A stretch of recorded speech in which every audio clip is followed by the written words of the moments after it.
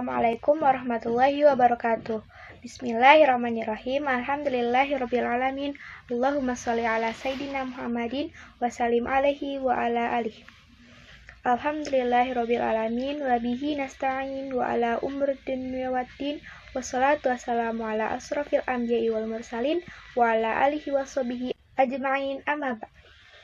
Yang terhormat Bapak dan Ibu Guru MTSN 1 Bogor, Kota Bogor, khususnya untuk guru sejarah Islam kami, yakni Abi Amirullah SPDI dan juga teman-teman sekalian. Materi yang akan kami bahas adalah sejarah kerajaan Islam di Jawa. Sejarah kerajaan Islam di Jawa yaitu Kerajaan Demak, Kerajaan Pajang, Kerajaan Cirebon, Kerajaan Banten, dan Kerajaan Mataram Islam. Sebelumnya, kami dari kelas 9F kelompok 3 yang terdiri dari Najmi Alifianti, saya Naura Haraya, Noftarian Syagumai, Rahma Indriani, dan Rasya Raihan. Kerajaan Demak merupakan kerajaan Islam pertama dan terbesar di pesisir Pulau Jawa. Kerajaan yang berdiri pada 1478 ini dipimpin oleh Raden Patah. Kerajaan Demak merupakan pelopor penyebaran agama Islam di Nusantara lantaran dukungan para wali Songo. Kemunculan Kerajaan Demak terjadi pada masa kemunduran Kerajaan Majapahit. Beberapa wilayah kekuasaan Majapahit memisahkan diri. Kerajaan ini tercatat memiliki 5 raja tersohor yang pernah berkuasa, seperti Raden Patah, Patian, Pati Unus, Sultan Trenggono, Sunan Parawata, dan Arya Penangsang. Pada masa kejayaannya, Kerajaan Demak ini tak tersaingi. Kemunduran Kerajaan Demak dipicu oleh perang saudara antara Pangeran Surowiyoto dan Trenggono yang berujung saling membunuh untuk merebut tahta. Kemudian pada 1554 Kerajaan Demak runtuh akibat pemberontakan Jakatingkir yang berhasil mengarahkan pusat kekuasaan ke daerah Pajang dan mendirikan Kerajaan Pajang. 2. Kerajaan Pajang. Kerajaan Pajang merupakan kelanjutan dari Kerajaan Islam Demak. Kerajaan Pajang didirikan oleh Jakatingkir yang berasal dari Pengging, yakni di lereng Gunung Merapi. Ia adalah menantu Sultan Trenggono yang diberi kekuasaan di Pajang. Pasca membunuh dan merebut kekuasaan Demak dari Arya Penangsang, seluruh kekuasaan dan benda pusaka Demak dipindahkan ke Pajang. Jakatingkir mendapat gelar Sultan Hadiwijaya dan sekaligus menjadi raja pertama Kerajaan Pajang. Islam yang semula berpusat di pesisir utara Jawa Demak dipindahkan ke pedalaman membawa pengaruh yang besar dalam penyebarannya. Selain Islam yang mengalami perkembangan, politik juga mengalami perkembangan. Pada masanya, Jakatingkir memperluas kekuasaannya ke arah timur hingga Madiun di area pedalaman tepi aliran Sungai Bengawan, Solo. Pada tahun 1554, Jakatingkir mampu menduduki Blora dan Kediri pada 1577. Karena Kerajaan Pajang dengan raja-raja di Jawa Timur sudah bersahabat, pada tahun 1581 Jakatingkir mendapat pengakuan sebagai Sultan Islam oleh raja-raja penting di Jawa Timur.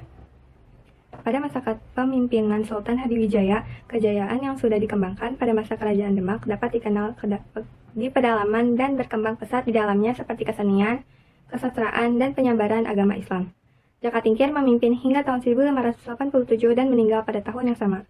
Pasca meninggalnya Sultan Pajang tersebut, estafet kekuasaan jatuh pada Arya Pengiri, yakni menantunya yang juga adalah anak dari Sultan Prawoto. Arya Pengiri pada saat itu mendapat kekuasaan di Demak bersama para pejabat bawaannya, pindah ke Pajang untuk menjadi pengganti Jakatingkir. Sementara, anak dari Jakatingkir yakni Pangeran Benowo mendapat kekuasaan di Jipang yang sekarang bernama Bojonegoro. Pangeran Benowo merasa tidak puas dengan hasil yang diterimanya, yakni menjadi penguasa di Jipang. Alhasil, Pangeran Benowo meminta bantuan Senopati, pemimpin Mataram, untuk mengusir raja baru di Pajang tersebut. Hingga akhirnya pada tahun 1588, Kerajaan Pajang mampu dikuasainya.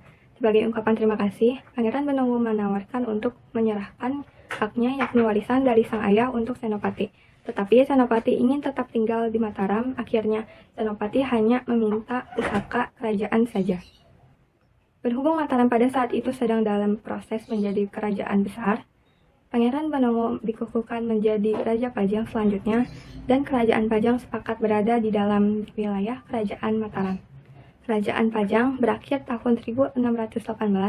Kerajaan waktu itu memberontak terhadap Mataram yang ketika itu di bawah Sultan Agung, namun akhirnya Kerajaan Pajang dihancurkan. Kerajaan Islam Cirebon. Kerajaan Islam Cirebon adalah salah satu kerajaan Islam pertama dan tertua di Indonesia. Kerajaan Cirebon atau Kesultanan Cirebon adalah kesultanan Islam yang cukup besar di Jawa Barat pada abad 15-16 Masehi.